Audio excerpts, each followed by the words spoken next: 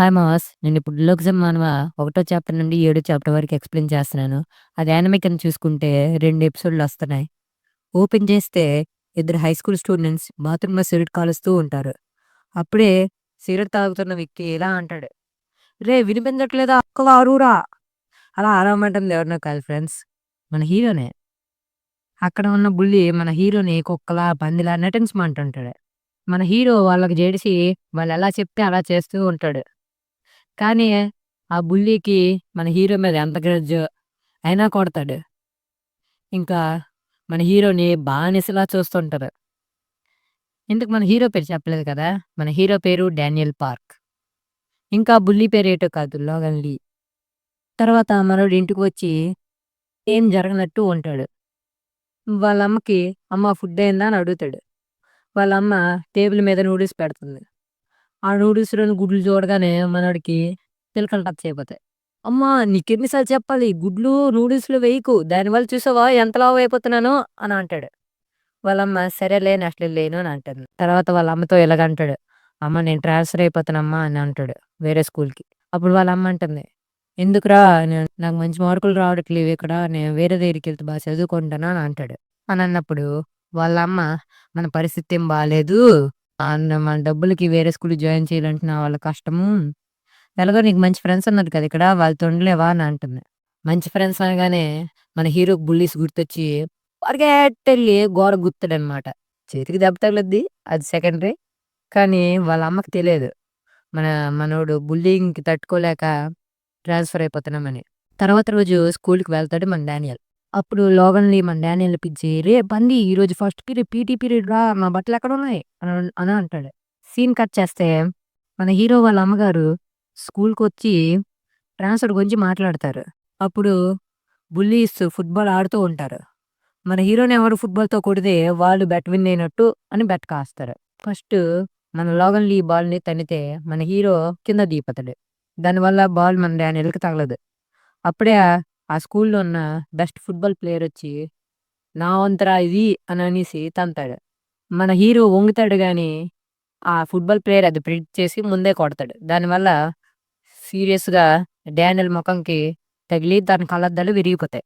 అప్పుడు తన కళ్ళద్దాలు విరిగిపోయినా పట్టించుకోకుండా లోగన్‌లీ డానియల్ దగ్గరికొచ్చి కుక్క కొట్టినట్టు కొడతాడు. అది వాళ్ళ అమ్మ చూసి వెంటనే వచ్చి డానియల్‌ని కాపాడుద్ది. కానీ మన హీరో వాళ్ళ అమ్మను తిడతాడు. "నీ వల్లే ఇదంతా జరిగింది. నువ్వు లేకపోయుంటే ఈళ్ళందరూ నాకు చూసి ఇలాగ ఎక్కిరించేవాళ్ళు కాదు" అని అంటాడు. దాంతో వాళ్ళ అమ్మ చాలా బాధపడి వెళ్ళిపోతుంది.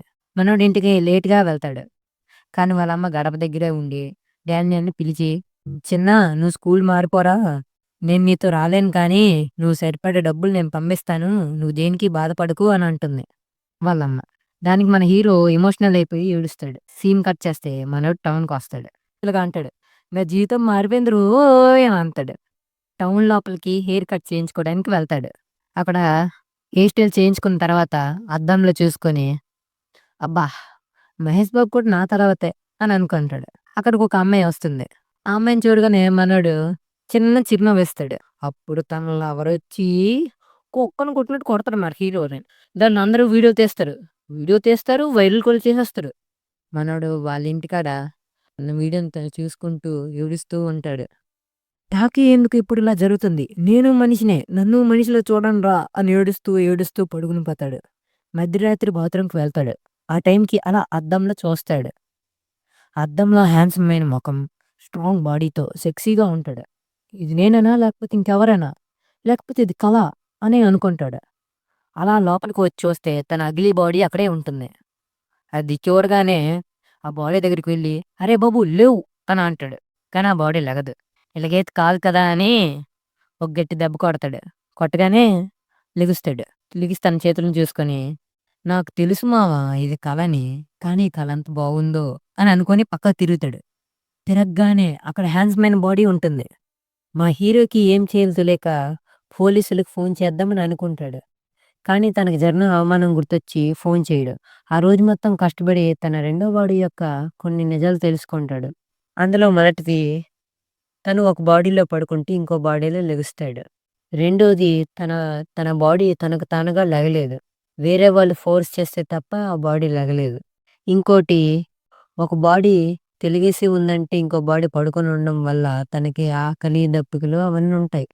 ఉదాహరణ తీసుకుంటే 24 గంటలు ఒక బాడీ తెలిగేసుంటే 24 గంటలు ఒక బాడీ పడుకొని ఉంటుంది కాబట్టి దానికి హెల్త్ ఇష్యూస్ వచ్చే అవకాశం ఉంది కాబట్టి మన హీరో 12 గంటలు ఒక బాడీలా, 12 గంటలు ఇంకో బాడీలా ఉండాలని డిసైడ్ అవుతాడు. ఇలాగైతే మన హీరోకి 24 గంటలు తెలిగిసే ఉండే అవకాశం ఉంది. సీన్ కట్ చేస్తే మన హీరో సెకండ్ బాడీతో స్కూలుకి వెళ్తాడు. అక్కడ ఉన్న అమ్మాయిలందరూ మన హీరోని చూసి ఫ్లాట్ అయిపోతారు. ఈవెన్ తన క్లాస్‌మేట్స్ కూడా చూసి ఫ్లాట్ అయిపోతారు. ఆ స్కూల్‌లో రకరకాల డిపార్ట్‌మెంట్స్ ఉంటాయి. అందులో మన హీరో ఫ్యాషన్ డిపార్ట్‌మెంట్‌కి చెందేవాడు. అలానే ఇప్పుడు ఎవడున్నాడో అని చూస్తాడు. అలా నేను పక్కకి తిరిగి చూసేటప్పుడు అక్కడున్నది ఎవరో కాదు. మన హీరోని టౌన్‌లో కొట్టినోడు జాక్‌లీ ఉంటాడు. వాడిని చూడగానే మన హీరో జెడిసి, "ఏట్రా బాబు! నా పక్కనే వీడే ఉండాలా? ఇదే నా ఫేటేమో" అనుకుంటాడు. అలా హీరో దగ్గరికి ఒక అందమైన అమ్మాయి వచ్చి, "నా పేరు న్యూల్హా" అని చెప్తుంది. ఆ అమ్మాయిని చూసి మన హీరో, "అబ్బా! ఏముంది" అని అనుకుంటాడు. అదే క్లాస్ రూమ్‌లో జాక్లీ లవర్ మీజిన్ కూడా ఉంటుంది.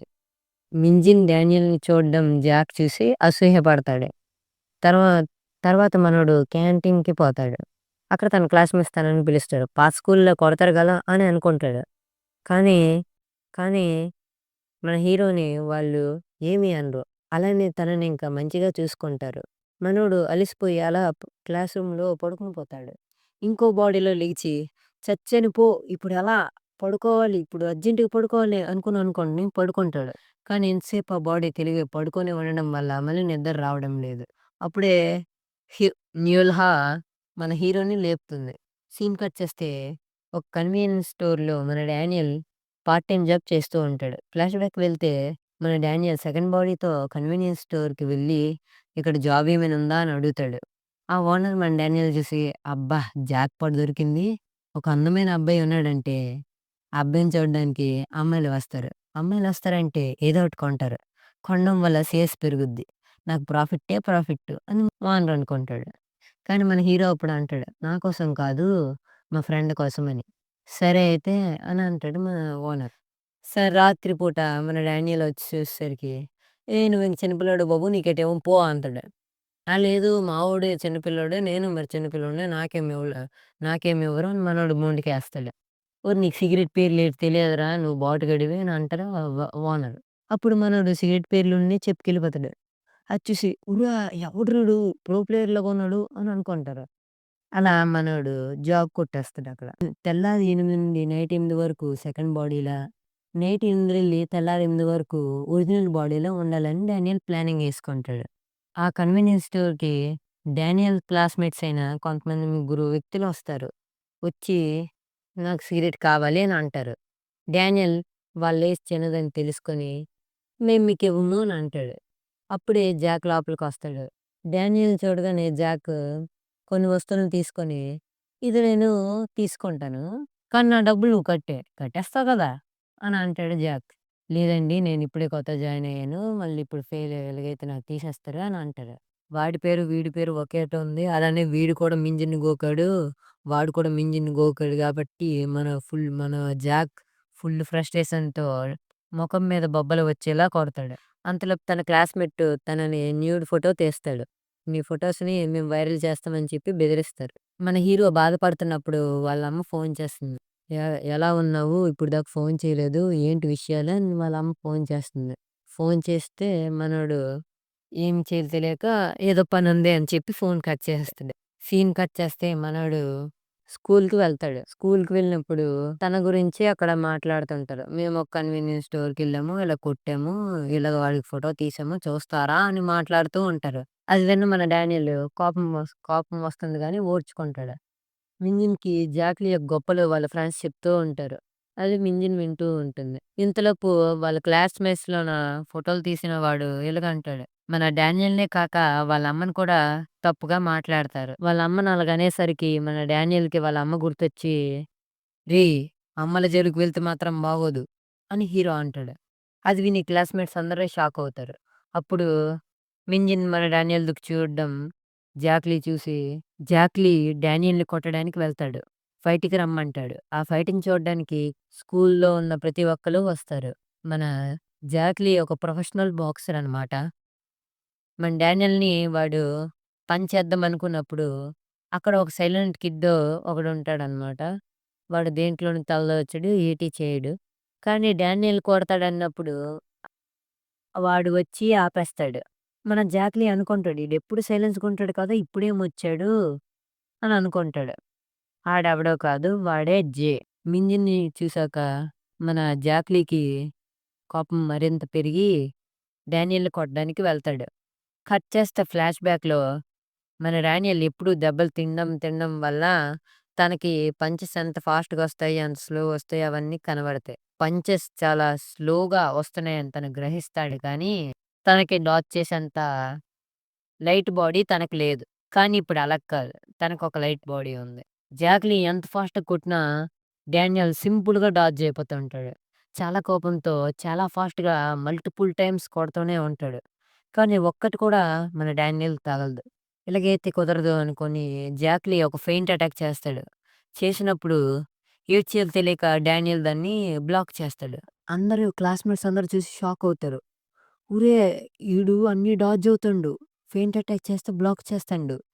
ఈడెవడో మామూలోడు కాదు. ఈడు చాలా ప్రొఫెషనల్. చాలా ఫైట్‌లు గెలిచినోడు అని అనుకుంటారు. అప్పుడే ఫ్లాష్ బ్యాక్‌లోకెళ్తే మన లోగన్‌లి మన డానియల్‌ని ఇప్పుడు సోలార్ పెక్సల్‌లోనే కొట్టేవాడు.